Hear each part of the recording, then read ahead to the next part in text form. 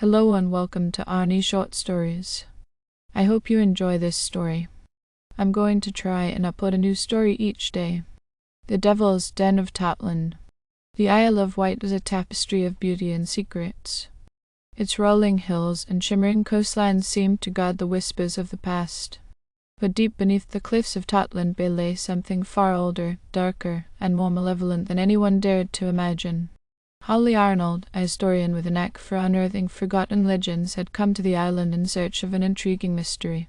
The locals spoke of a cave known as the Devil's Den, a hidden hollow said to house a cursed presence. Tales varied. Some claimed it was the lair of a smuggler who struck a deal with a demon. Others said it was an ancient sacrificial site. But all agreed on one thing: no one who entered ever returned. It was a cold, overcast morning when Holly's journey began. Armed with a torch, a notebook, and a satchel filled with tools, she descended the steep, slippery path leading to Totland Bay. The air was heavy with the briny scent of the sea, and waves crashed violently against jagged rocks. As she neared the cave's entrance, the world seemed to hush. The wind stilled, the cries of gulls faded, and an eerie silence enveloped her. The entrance to the Devil's Den was unassuming, a jagged maw hidden behind a curtain of ivy. Holly paused, her breath visible in the chill, and steeled herself. She had spent weeks poring over old maps and journals to find this place. Turning back now wasn't an option. As she stepped inside, the temperature dropped sharply, and the darkness swallowed her whole. The beam of her torch danced across damp walls streaked with salt and lichen. The cave smelled of decay, a fetid mix of damp earth and something far worse. Deeper and deeper she ventured, her footsteps echoing like whispers of unwelcome guests. The first sign of something unnatural came when she found the markings. Etched into the walls were symbols, spirals, jagged lines, and runes that pulsed faintly as if alive. Holly's heart raced. She traced her gloved fingers over one of the runes, feeling a strange warmth emanate from it. The moment her touch lingered, the cave seemed to shudder, and a low, guttural growl rumbled from the depths. "Who's there?" she called, her voice trembling but resolute. No answer came, only the sound of her own breathing, quick and shallow. The tunnel opened into a vast chamber, its ceiling lost in shadow. In the center lay a stone altar, darkened with stains that Holly refused to examine too closely. Around it, the symbols on the walls glowed brighter, casting an unnatural crimson light. Her torch flickered and died, leaving her bathed in the eerie glow. A voice, deep and gravelly, filled the chamber. "Why have you come, mortal?" Holly froze, every instinct screaming at her to flee, but her curiosity anchored her. "I'm here to uncover the truth. Who are you?" A figure began to coalesce behind the altar. Tall and grotesque, it had the shape of a man but with features twisted and wrong. Horns called from its head, its eyes burned like embers, and its skin was a shifting mass of shadows. "I am Erithus," it intoned.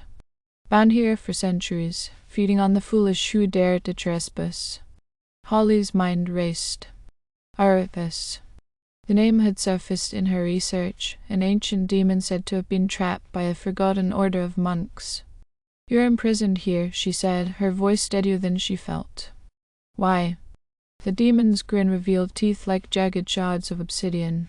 "Because they feared me. They feared my power to unmake, to corrupt, but their bindings weaken, and now you, curious little thing, have hastened my release."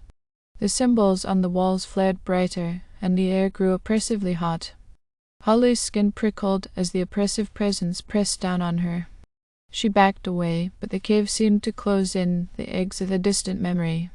Desperate, she fumbled in her satchel and pulled out a small, leather-bound book, a grimoire she had borrowed from a reclusive collector.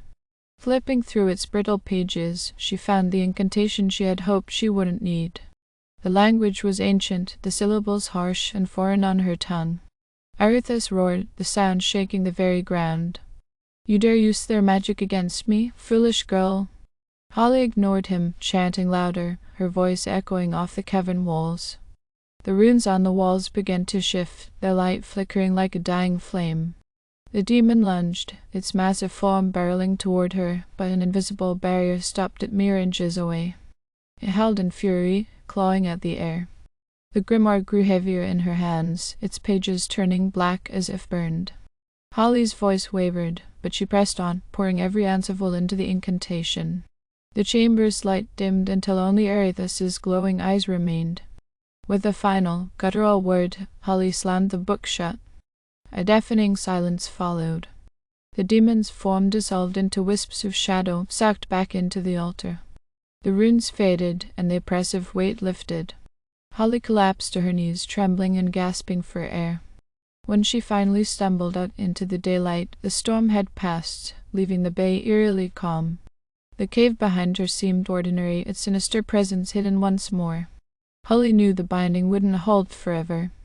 But for now, the devil's den was silent. She vowed to return, to find a way to seal it permanently. For if Aerithus ever escaped the Isle of Wight, and perhaps the world would face a darkness beyond imagining. But as Holly walked back along the cliffs, she failed to notice the faint, red glow reappearing at the cave's mouth. And deep within its recesses, a chilling whisper echoed as soon. Thank you for listening. I hope you enjoyed this story. Please don't forget to like, and even better, like and subscribe. Thank you very much, and I hope you have had or have a great day.